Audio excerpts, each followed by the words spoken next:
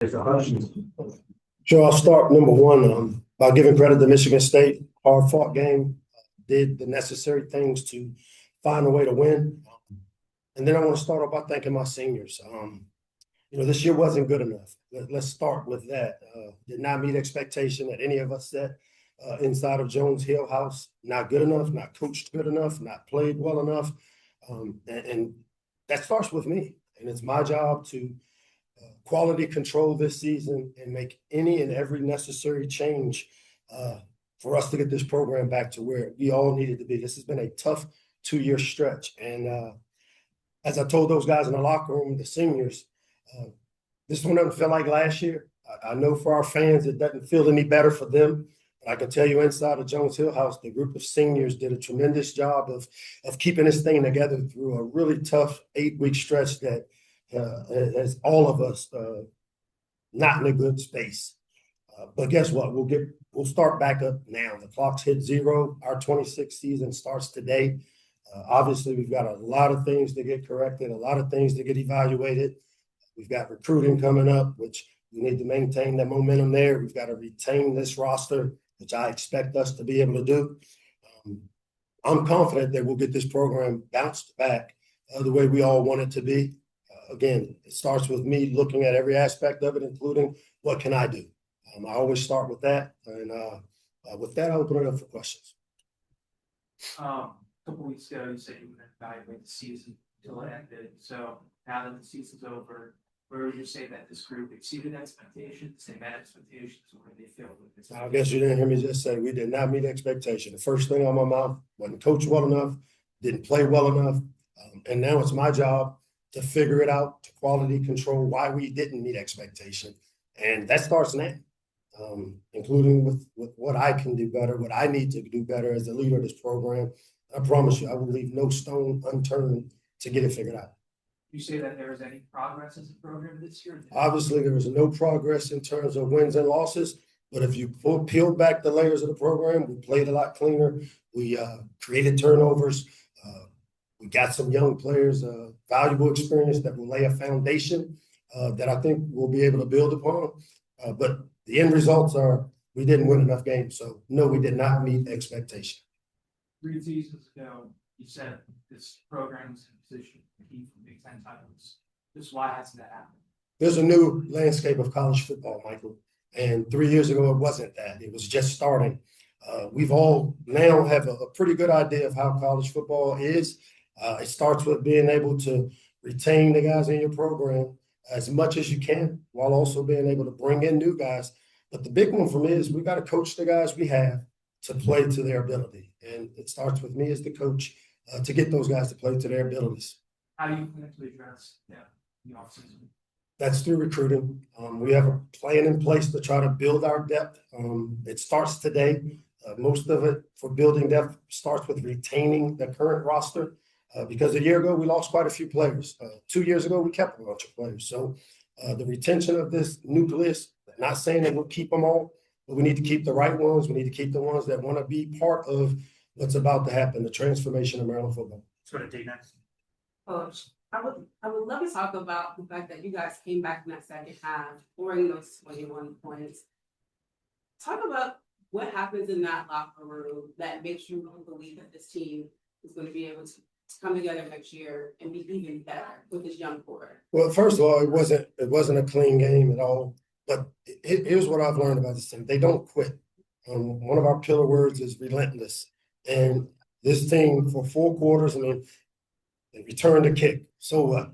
They got a big play. So what? These guys continue to fight. So to have that foundation gives me the hope that if we keep the right guys and we bring the right guys in, and we do a better job of coaching, leading, giving them the ability to play to their abilities, we'll see this program transform. And you said the clock starts now, right? Yeah. What are you looking forward to for this recruiting class? It starts with looking for retaining. We got some talented young players that took their lumps this year. And so now the learning process of what they went through this year, there's always the expectation they'll be better.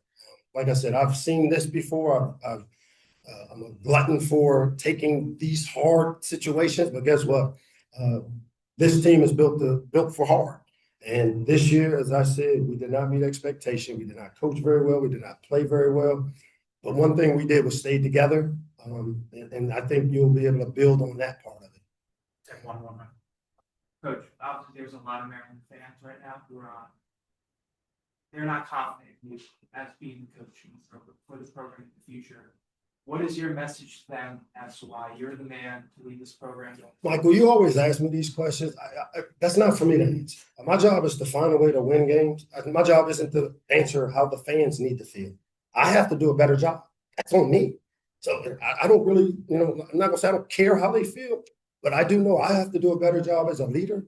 And I can't worry and spend too much time worrying about my message to the fans. It's about the message to our supporters, the message to the players in that locker room, the message to the players that are going to come help us transform this football program. Are you confident in that? I've done it before. Thank you. Thanks.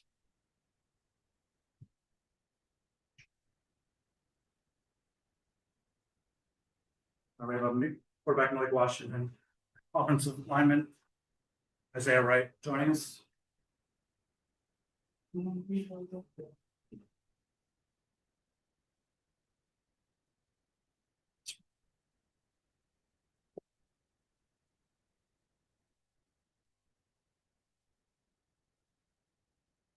Start with questions for the players. But we the season's now over. Just kind of what are you thinking right now? Yeah, we gained a lot of lessons, something you can't teach is experience, and just be able to play this whole season. We're extremely grateful and extremely blessed to be able to get some of this experience piece out of my belt. Where do you want to grow most going forward next year? Just continue to take what the defense gives me. Of course, we want to hit some more shots, some more explosive, but being able to check the ball down underneath and allow playmakers to make plays. You see on film today, you guys getting in the end zone consistently in that second half. That made you confident, going into the offseason about what you can build here. Yeah, definitely. I think it's something that we needed as an offense. That's what we needed. Being able to get the ball to the end zone and to much of it was being able to make a bunch of plays. It felt good just, sending those guys out there. It seems that way defensively. And Isaiah, you guys have been able to protect Malik so much this season. What do you attribute that to?